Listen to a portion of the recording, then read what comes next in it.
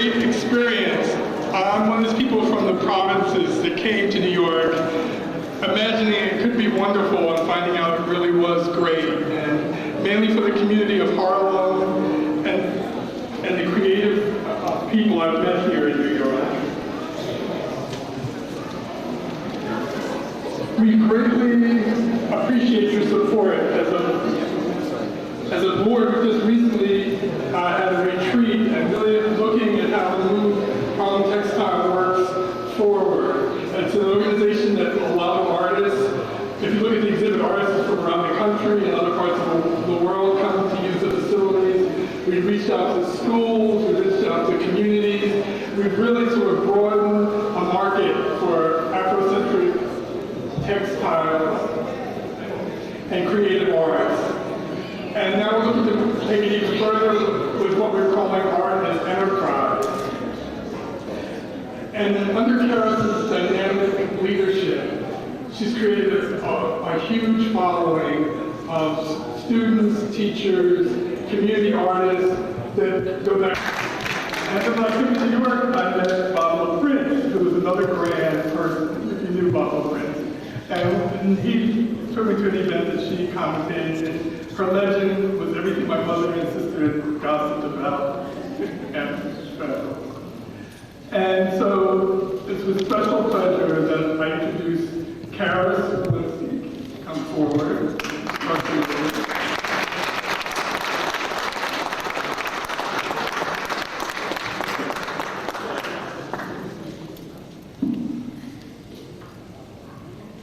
Welcome to AANGEL School, and welcome to Harlem Textile Works' first annual benefit that I could work in and be productive in, and I'm stuck, and I've been here ever since. I've worked with about 120 different students and artists. I would say at least 2 dozen are here this evening. I won't point them out individually, but you all know who you are, and thank you for being here. We want to embark on a new direction for our internship program called Design as Enterprise. It's essentially a way to expand job training for both students in and outside of the educational mainstream. I'm not going to get real proposal worthy on you, but we're trying to grow. That's the basic idea. And we want your help in doing so. I think you can see what some of the talent that comes out of our organization in terms of the exhibition. And believe me, it's truly an honor to raise the consciousness of these students who really have a vision for design and community development. Our special honoree this evening is Audrey Smalls, as we had mentioned, but there are a lot of other people who have also come together to help us put this event on. Again, I wanted to thank AANGEL Hall. They were very generous for allowing us to use the facility, and they are really an institution in the Harlem community that young artists can show their wares, whether it's visual arts, performing arts, or any other type of arts, multi-arts.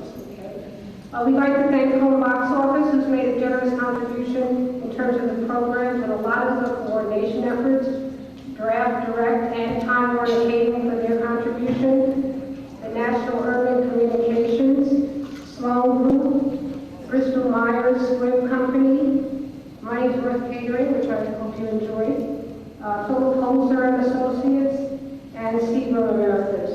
I'd also like to thank the Harrington Group and BBB&O. I have a lot of my family members are here. My mom's here. My dad. My Uncle Dad is here. And I just wanted to know that this is a little tidbit here, and I say this a lot. My family comes from a long line of textile workers. My maternal grandparents met in the laundry in Harlem, probably in the early 1930s. So we got a long way to go. But we have this, the social work dynamic too, though, which is my father's fault, and I'm going to blame him for making me mix social work and design. It's a really tough call, Dad. So anyway, I'm gonna take the microphone back to John, and he's gonna help us through with this special presentation. Thank you all for being here. And remember, you gotta come back next year.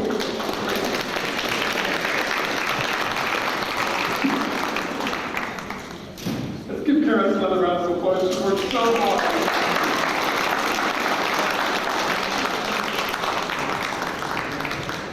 Tonight I just felt a little like Ralph Cooper. When you went to the Apollo, we would say, an Apollo legend. They talk about Ella Fitzgerald or somebody. But tonight I feel like I'm here with some Harlem legends, really fabulous women who've taken the Harlem profile and taken it out to the world. And one of those women is Evelyn Cunningham. We've been chatting for the time.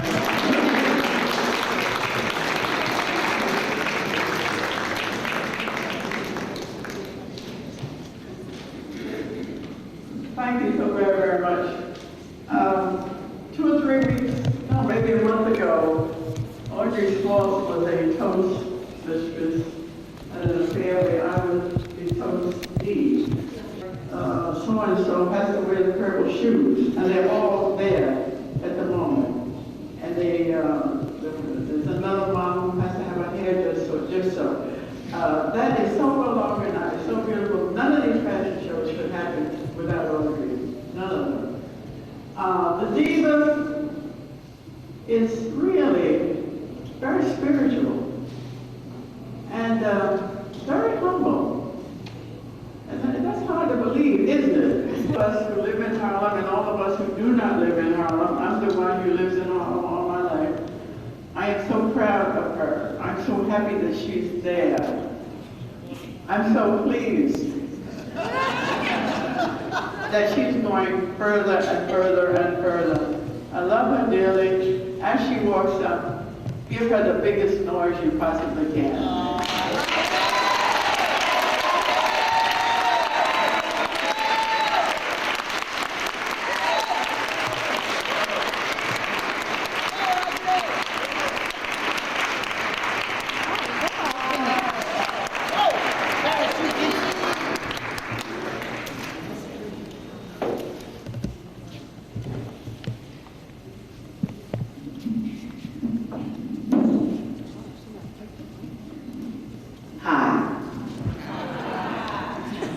You have humbled me here this evening.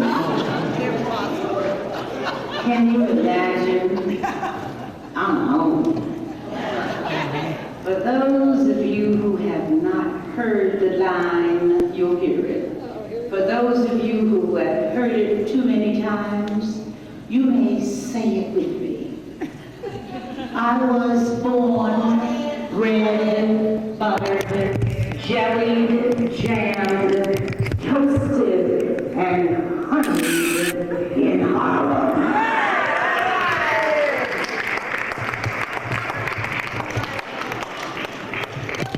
Now I live on 55th Street, just off Fifth Avenue, and Donald Trump moved in my neighborhood.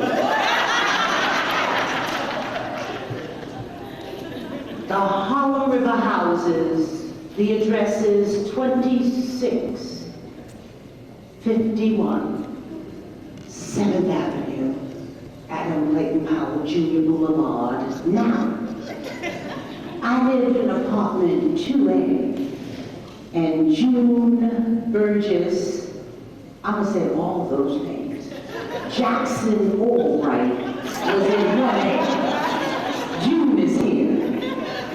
So 1A, I have come truly full circle. All right.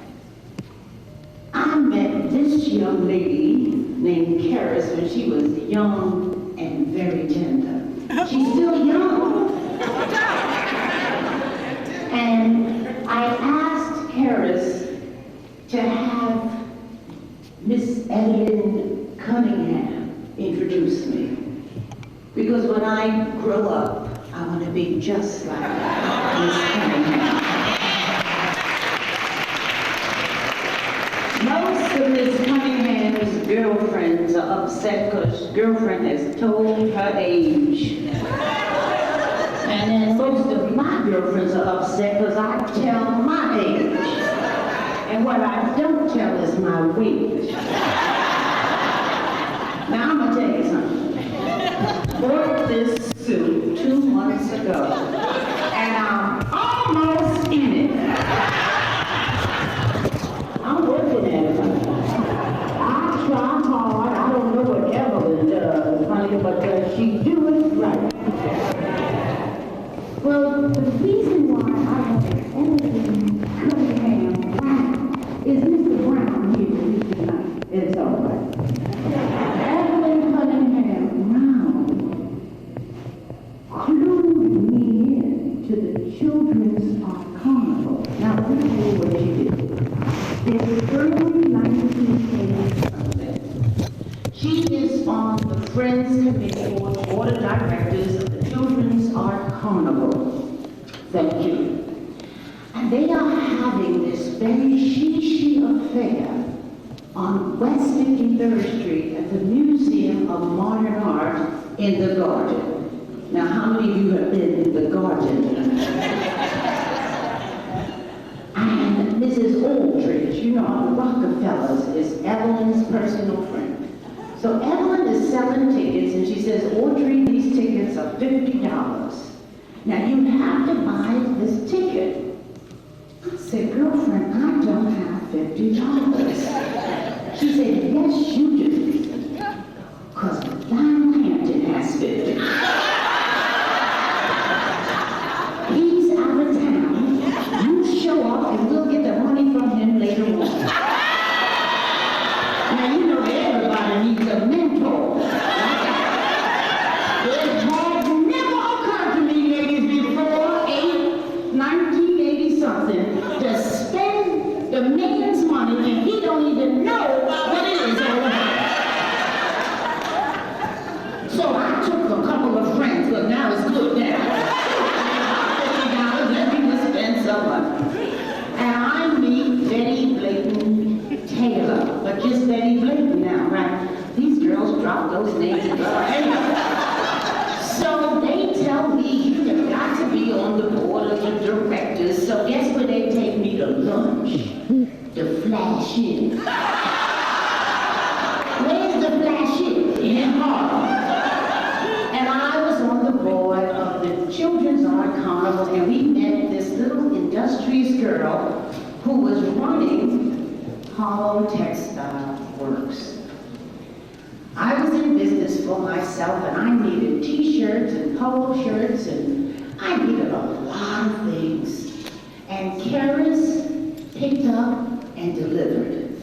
You talk about giving good customer service and then giving good product. It is really an honor that they honor me tonight. And I want to honor my mother and my father tonight. I have a special presentation that I want to make. But because I'm from Harlem, and because I love everyone here, I'm not going to mention all the names, but you heard about the ground crew.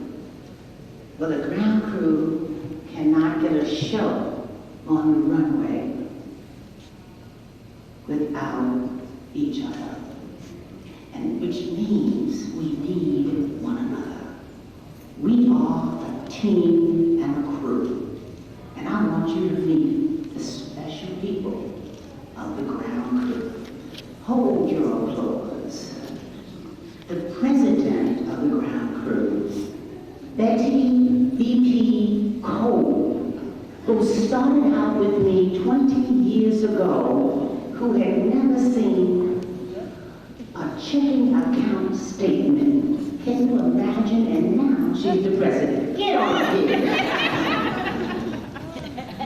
A young lady who there would be no way for me to be sequestered last evening. You know, I was in jail last evening. I slept at the Staten Island Hotel because I was on a criminal case. I want you to know he's guilty.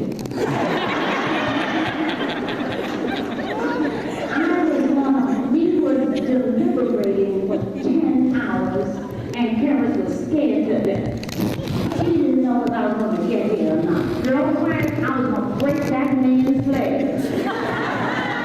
we were going to be here tonight. The girl who allows me, to do these kind of things, but she does all the day-to-day, everything, drudgery, books all the shows, answers the phone, keeps track of everybody. I couldn't do without April Brookins. I'm gonna say just middle name, H. Brookins. That's how I signed the check. April, and she's pretty. I know, oh honey, I have to pick girls here.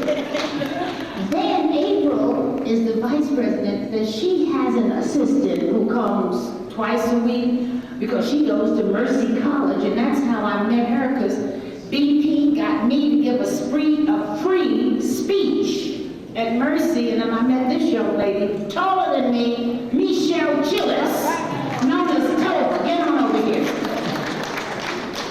And is Angela here? Angela's not here. Well, look, there are lots of us. Who of the ground crew is here tonight? Whoever's here, please come up, because I couldn't do it without you. I definitely couldn't do it without God. Noreen, get on up here. Miss Farmer, she's my goddaughter. You know, when they're not my nieces and nephews, they're my godchildren. But I'm not going to talk any longer. Just to say,